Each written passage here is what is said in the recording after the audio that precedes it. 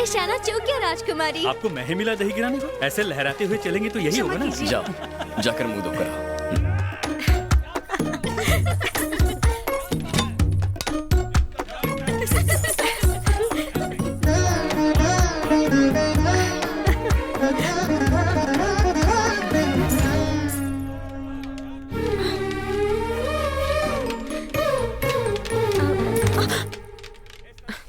आंख में चोली। आगे से ही नहीं पीछे से भी आते शत्रु से उदयगढ़ की राजकुमारी को होशियार रहना सीखना चाहिए। जब तुम साथ हो तो किस चीज का डर? इस राज्य की होने वाली महारानी दूसरे के सहारे पर है। दिल चूक गया तो निशाना भी चूक जाएगा। ओह, तो निशाना लगाना तुम ही सिखा दो हमें।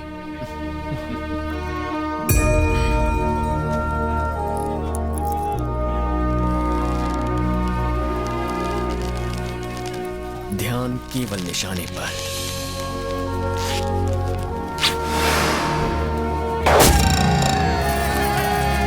राजकुमारी मैत्रा देवी की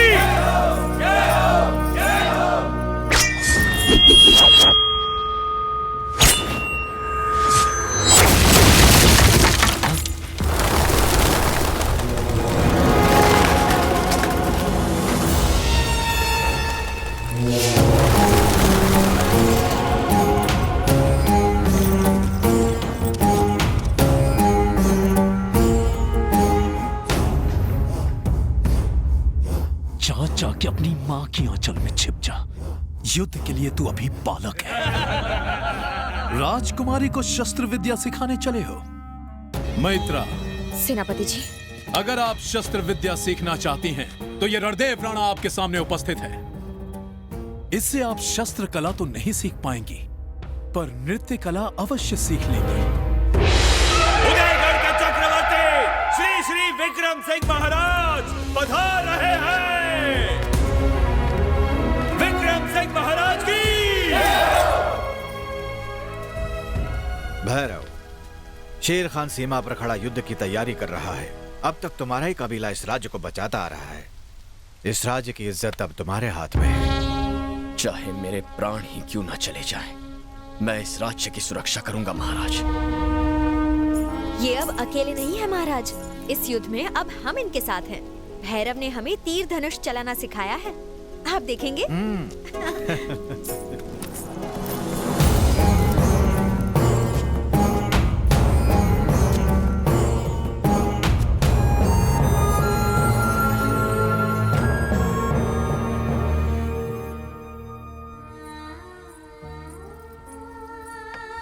कितना सुंदर चित्र है। इसका अर्थ क्या है राजकुमारी? अपने प्रेम के लिए पुरानी परंपराओं को तोड़ते हुए इस वीर ने युद्ध के बदले लोगों में प्रेम जगाया है। ऐसा है मेरा भैरव। मैत्रा, रुक जाइए, आप है? अंदर नहीं जा सकते। ये राजकुमारी का कक्ष है, आप ऐसे अंदर नहीं आ सकते। महाराज को पता चलेगा तो अनर्थ हो जाएगा। तुम्हारी यही लज्जा तुम मुझे पागल कर देती है। तुम्हारा तन इस फल से भी ज्यादा मीठा है और इसी रस को निचोड़ कर मैं उसे पीना चाहता हूँ।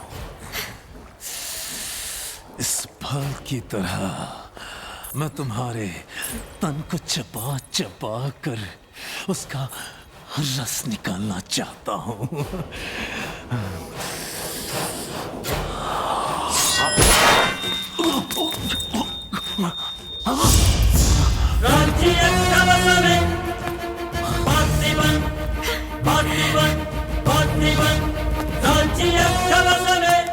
तुमने हम पर चाकू चलाने का दुस्साहस कैसे किया? इस फल में विष भी तो हो सकता है, इससे प्राण भी जा सकते हैं।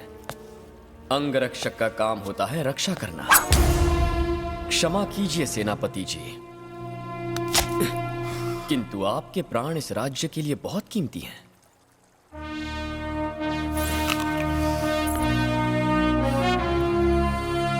अब आप ये खा सकते हैं। तू अपना जूठा हमें खिलाना चाहता है? हम खाएंगे इनका झूठा।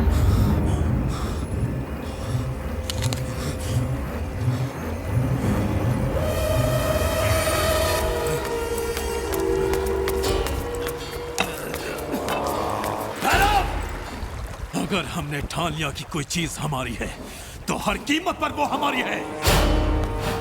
तुम हमारी ताकत को नहीं जानते।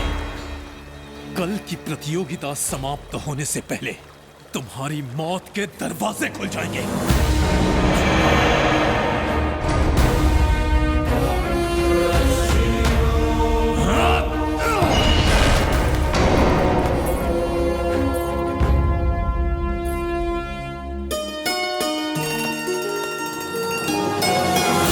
और दूसरे प्रतियोगी होंगे शत्रुओं को पैरों तले रौंदने वाले सभी वीरों से महान वीर काल भैरव। काल भैरव, बोरा काल भैरव।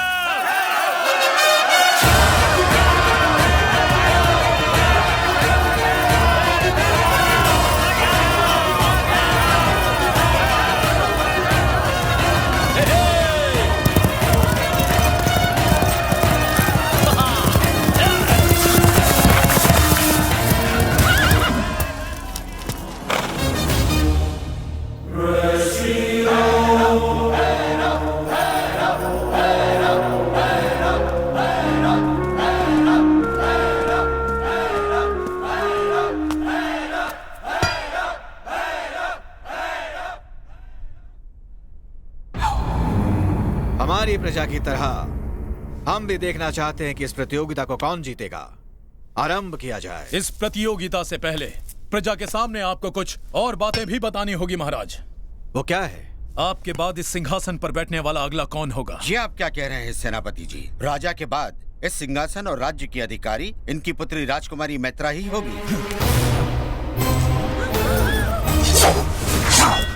आज्ञा दीजिए महाराज। रुक जाओ भैरव, तुम्हारा इतना दुस्साहस, इसका कारण क्या है रणदेव? कारण है महाराज, ये इस राज्य को संभालेंगी जो स्वयं पर मुसीबत आते ही आंख बंद करके अपना बदन ढक ले। वो क्या तलवार उठाएंगी? हाँ, जिसमें आत्मरक्षा करने की ताकत ही ना हो, वो इस राज्य की रक्षा कैसे करेगा महाराज? हमारी सीमा पर शेर खान डेरा डालकर बैठा हुआ है। हमारी प्रजा डरी हुई है, थर थर कांप रही है।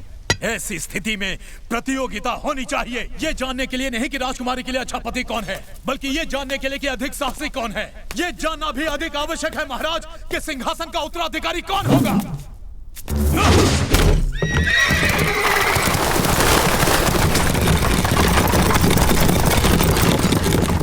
राजकुमारी मैत्रा उसी से विवाह करेगी जो चुनरी लाकर इनका और राज्य का गौरव बचाएगा। अगर किसी को आपत्ति हो तो हमें सूली पर लटका दे,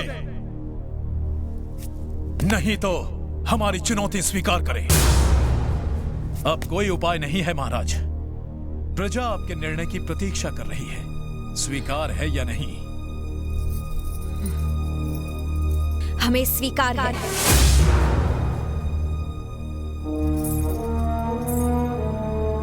परंतु एक शर्त हमारी भी है।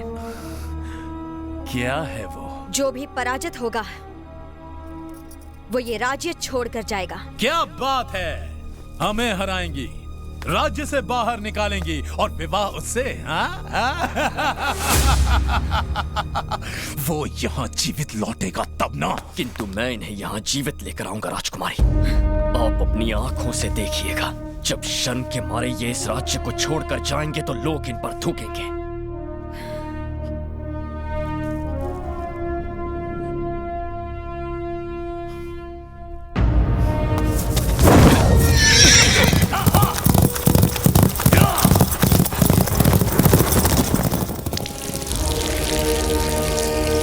राजकुमारी की जो पहले रेखा के पार ले जाएगा वही होगा विजेता।